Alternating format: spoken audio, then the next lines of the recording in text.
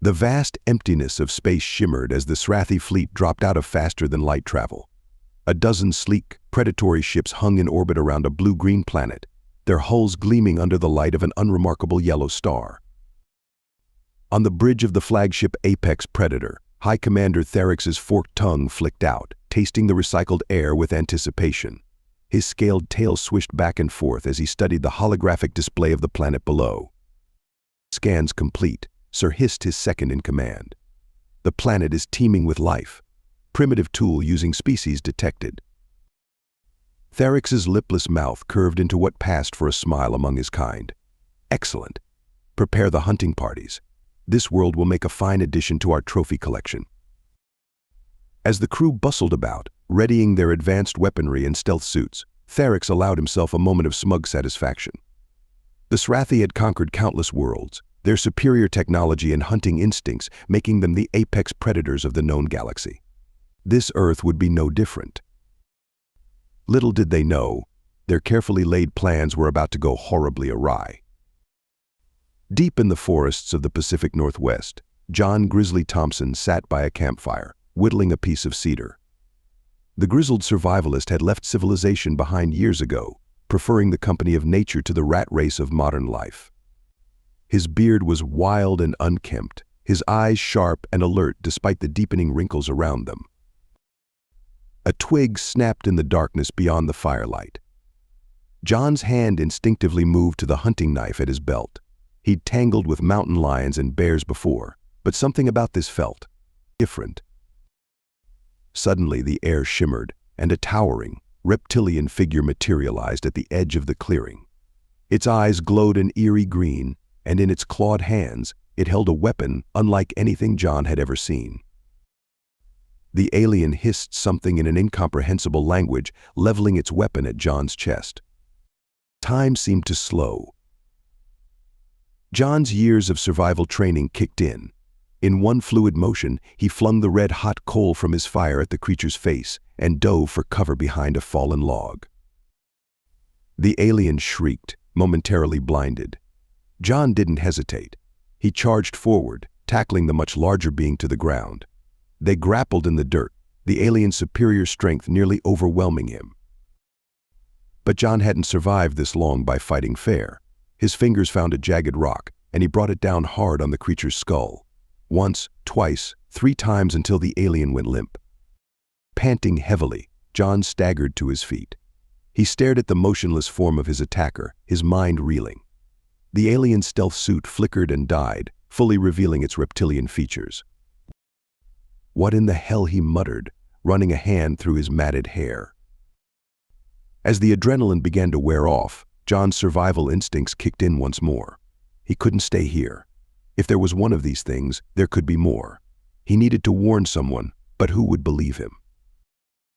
With a grunt, John began gathering his essential gear. As he worked, his eyes kept darting back to the alien corpse. He'd have to take proof. Grimacing, he pulled out his hunting knife. Thousands of miles away, in a darkened apartment cluttered with computer equipment and empty energy drink cans, Jake Carter's fingers flew across his keyboard. His eyes, bloodshot from hours of staring at screens, darted between multiple monitors displaying lines of code, social media feeds, and a live stream of his latest gaming session. And that, folks, is how you speedrun Galactic Conqueror in under 3 hours, Jake said into his microphone, his voice carrying a hint of pride, despite his attempt at nonchalance. Thanks for watching, and remember, the truth is out there, even if it's hiding in lines of code. As Jake ended his stream, a notification popped up on one of his secondary monitors. It was an alert from one of the many background processes he ran, scanning the dark web and obscure forums for any hints of the conspiracies he was convinced were unfolding behind the scenes of everyday life. His eyes widened as he read the message. Someone claiming to be a forest ranger was desperately trying to get attention, posting about an alien encounter in the Pacific Northwest. Jake's first instinct was to dismiss it as another crackpot theory or elaborate hoax. But something about the details nagged at him. The description was too specific, too raw to be completely fabricated. With a sigh, Jake cracked his knuckles and began digging deeper.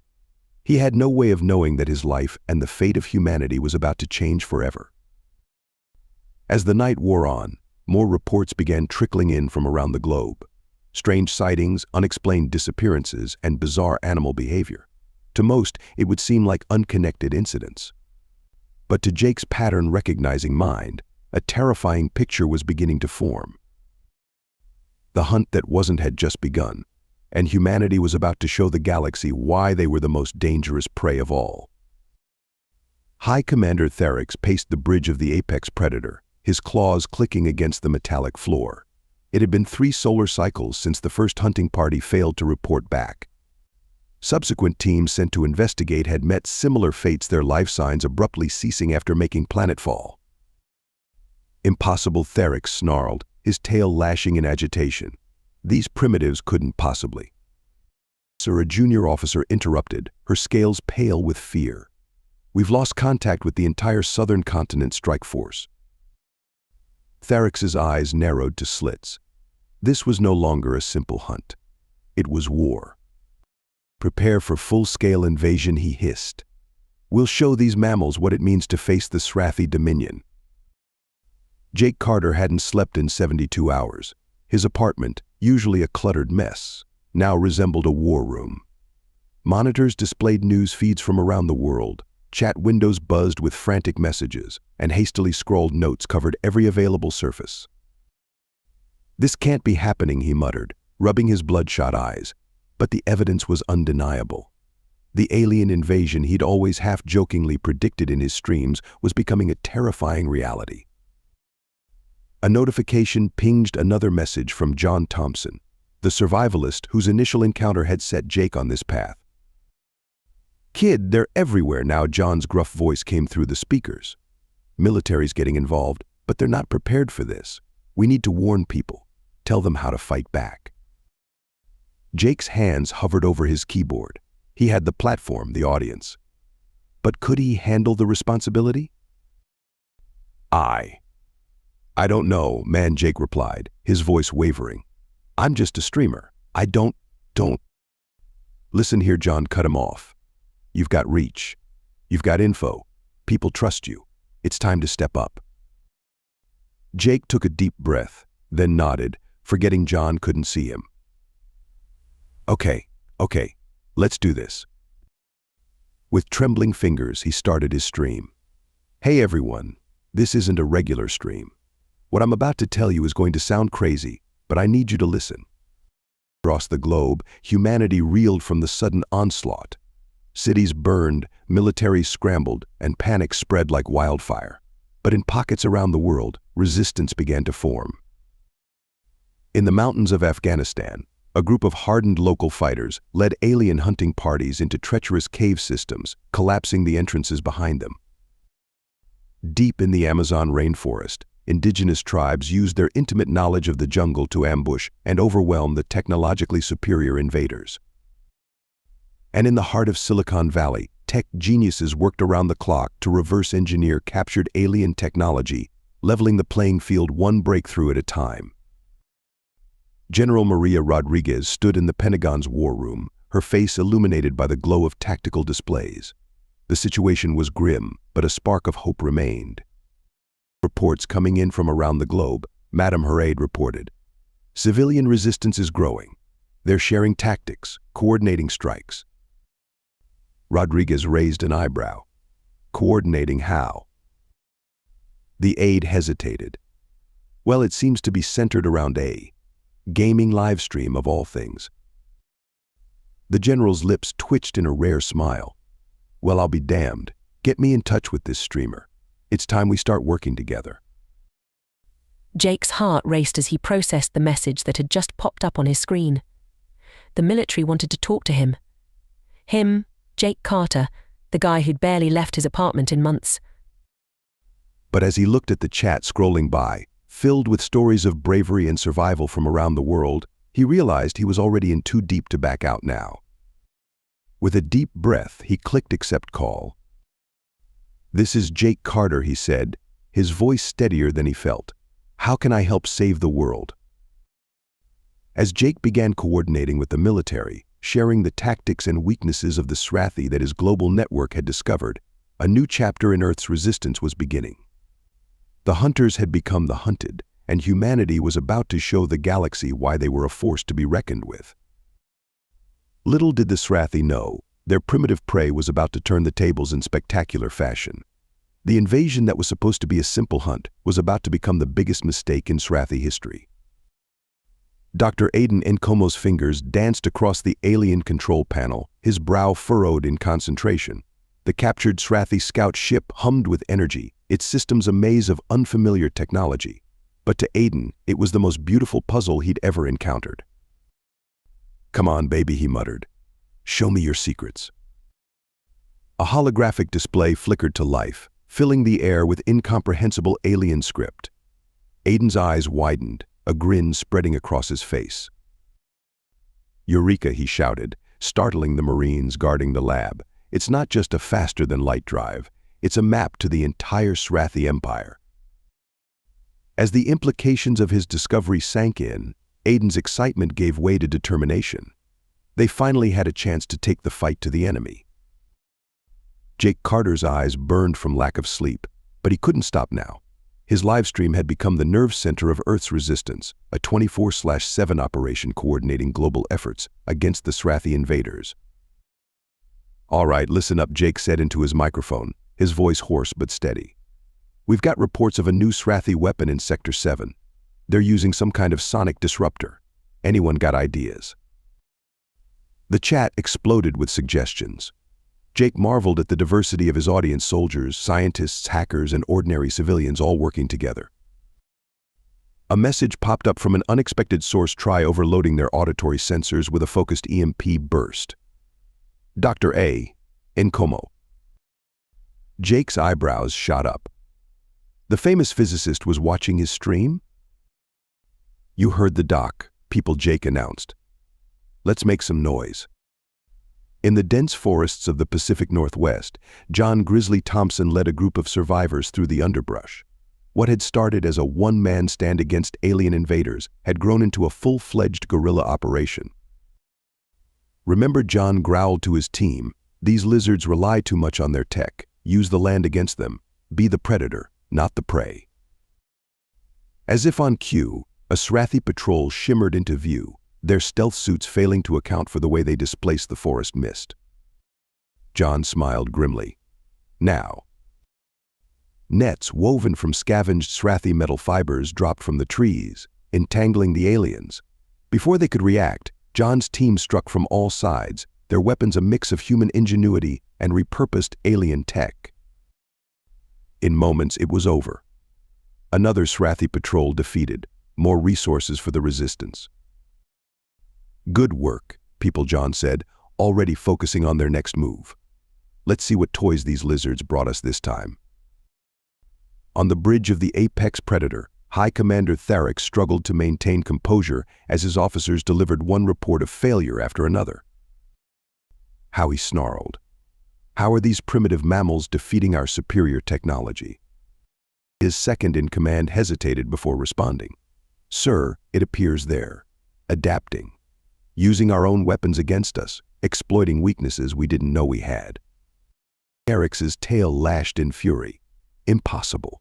They're nothing but prey."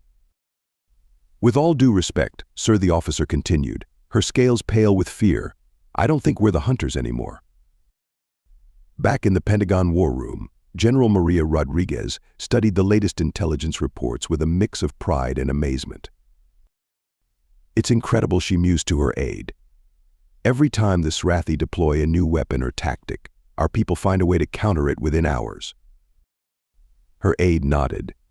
"It's that streamer, madam. Carter. He somehow managed to create a global think tank. Scientists, soldiers, civilians, they're all working together, sharing ideas faster than the Srathi can adapt." Rodriguez allowed herself a small smile. "And to think, a few weeks ago our biggest worry was which social media platform was leaking user data." Her moment of levity was interrupted by a priority alert.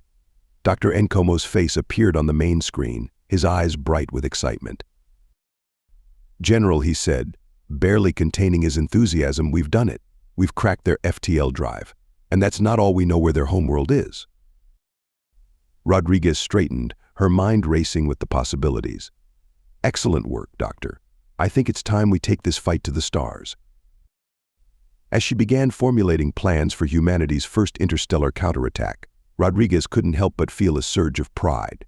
Humanity had faced its greatest challenge and was emerging not just victorious, but stronger and more united than ever before. The hunt that wasn't had become something far greater, the dawn of a new era for Earth and the galaxy at large. And humanity, with all its beautiful, terrible potential, was leading the charge.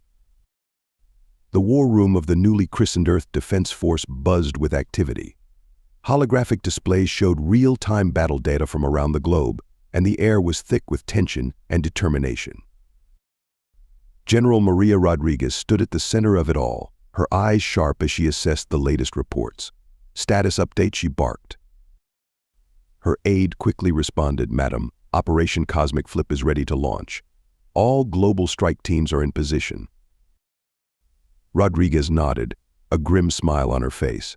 "Then it's time to show these lizards what happens when you back humanity into a corner. Commence the operation." In his cluttered apartment turned command center, Jake Carter's fingers flew across his keyboard. His eyes, bloodshot but alert, darted between multiple screens as he coordinated with resistance cells worldwide.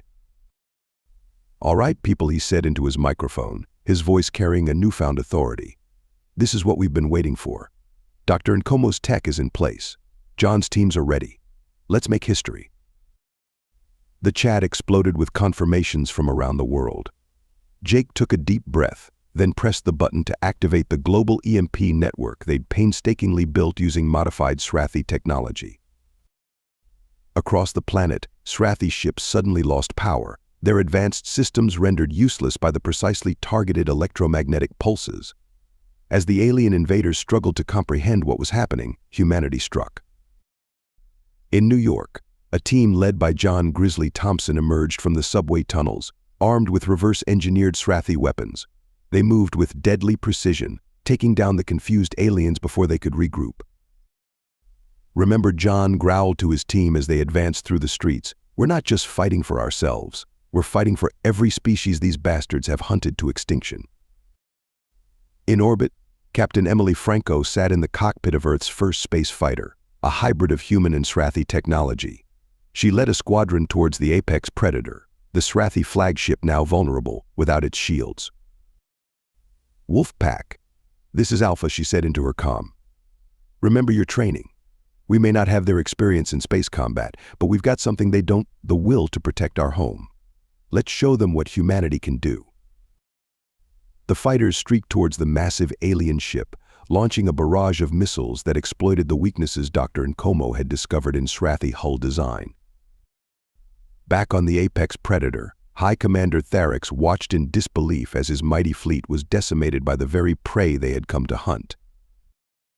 "This is impossible," he hissed, his composure finally breaking. "How could they have mastered our technology so quickly?" His second-in-command, voice quavering, replied, "Sir, we've intercepted some of their communications. It seems they've been crowdsourcing their strategies. Millions of them, all working together, finding solutions faster than we can create problems." Tharix's eyes widened as the true nature of the threat they faced finally dawned on him. These weren't just animals fighting for survival. This was a spacefaring predator species awakening to its true potential. In his lab, Dr. Aiden Nkomo worked feverishly, surrounded by holographic displays of Srathi technology. He had already unlocked the secrets of their FTL drive, but now he was after an even bigger prize. Come on, he muttered, his fingers dancing across alien control surfaces. Suddenly, the displays flickered, and a new star map appeared. Aiden's face split into a wide grin. "Gotcha." He quickly opened a secure channel to General Rodriguez. "General, I've done it. I've accessed their full navigational database. We now have the location of every Srathi world, outpost, and fleet." Rodriguez's voice came back, tight with controlled excitement. "Excellent work, Doctor. This could be the key to ending this war." As Aiden began transmitting the data, he couldn't help but feel a sense of awe. humanity had gone from fighting for survival to planning an interstellar counteroffensive in a matter of months.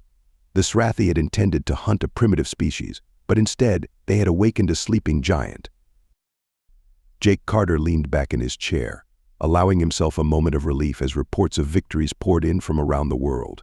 His stream chat was a blur of celebration and determination. A private message popped up on his screen. It was from General Rodriguez herself. "Mr. Carter, your efforts have been instrumental in coordinating our global defense. But now, we need your help for something bigger. How would you like to help coordinate our first off-world mission?" Jake's eyes widened, a mix of excitement and trepidation washing over him. He had never imagined his gaming streams would lead to this. With a deep breath, he typed his reply. "General, I'm just a guy who's good with computers and games. But if that's what Earth needs right now, count me in. Let's take this fight to the stars." As Jake began briefing his viewers on the next phase of the war, he realized that the hunt that wasn't had become something far greater. Humanity was no longer just defending its home, it was about to become a force for justice in the galaxy. The Srathi had come to Earth looking for easy prey. Instead, they had discovered the most dangerous predators in the known universe. And now, those predators were coming for them. The bridge of the EDF Resilience, Earth's first true interstellar warship, hummed with nervous energy. Captain Emily Franco stood at the helm, her posture rigid as she gazed at the swirling vortex of the Srathi-derived FTL drive. "All systems are go," Captain Herexo reported. "We're ready to make the jump to the Srathi homeworld." Emily nodded, her voice steady as she gave the order. "Initiate Operation Cosmic Justice." As the ship leapt into FTL, Emily couldn't help but marvel at how far humanity had come in such a short time. From prey to predator, from hunted to hunter, all in a matter of months. In the ship's engine room, Dr. Aiden Nkomo monitored the FTL drive with a mixture of scientific curiosity and trepidation. His modifications to the Srathi technology had pushed the boundaries of human understanding, but there was still so much to learn. A communication channel opened, and Jake Carter's face appeared on a nearby screen. The once reclusive streamer had become the unlikeliest of war heroes, coordinating Earth's defense from his apartment command center. "How are we looking?" Doc Jake asked, his usual laid-back demeanor tempered by the gravity of their mission. Aiden grinned. "Like a dream, Jake. Your network's real-time adjustments are keeping us one step ahead of any Srathi countermeasures. We'll be at their homeworld in no time." Back on Earth, General Maria Rodriguez stood in the EDF's Central Command, overseeing the global defense network. With most of their forces committed to the counterattack, Earth was vulnerable. But humanity had learned much from its trials. "Status report," she barked. Her aide quickly responded, "All quiet, madam. Our early warning systems are fully operational, and the planetary defense grid is at 100% capacity." Rodriguez nodded, allowing herself a small smile.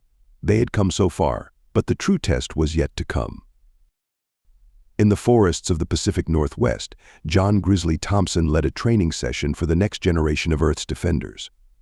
The grizzled survivalist had found a new purpose in preparing humanity for whatever the galaxy might throw at them next. "Remember," he growled to his attentive students, "technology is a tool, not a crutch. Your mind, your adaptability, that's what'll keep you alive out there." As his trainees practiced with a mix of traditional survival skills and reverse-engineered Srathi tech, John allowed himself a moment of pride. Humanity wasn't just surviving, it was thriving in the face of adversity. The Resilience dropped out of FTL in orbit around the Srathi homeworld. The crew gasped at the sight of the alien planet, its surface crisscrossed with sprawling cities and orbital facilities. Captain Franco's voice cut through the awed silence. "Battle stations, everyone. Let's remind these lizards why you don't pick a fight with humanity."